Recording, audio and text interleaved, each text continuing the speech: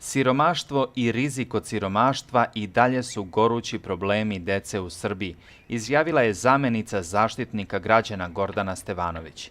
Više od 30% dece u Srbiji živi na granici siromaštva, a preko 34% dece koja žive samo sa jednim roditeljem izložena su siromaštvu, rekla je Stevanović.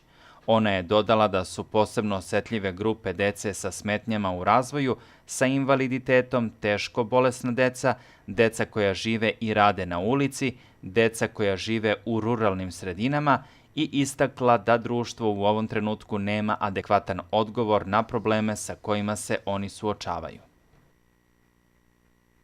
Udruženje paraplegičara Golija organizovalo je na istoimenoj planini sportsko-edukativni skup za oko 40 osoba sa invaliditetom iz Ivanjice. Učesnici su se nadmetali u bacanju kugle i koplja, trci u kolicima i drugim dostupnim sportskim aktivnostima, a kasnije su imali i edukativno predavanje o rezervatu biosfere, planini Goliji i njenim prirodnim lepotama.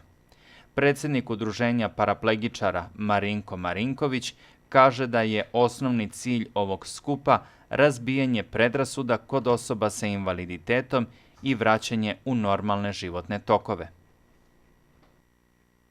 Javni radovi Centra za socijalni rad u Čačku velika su pomoć nemoćnima, ugroženima i osobama sa invaliditetom. Ove godine centar organizuje 2 javna rada, nastojeći da radno angažuje teže zapošljiva lica i tako utiče na smanjenje nezaposlenosti.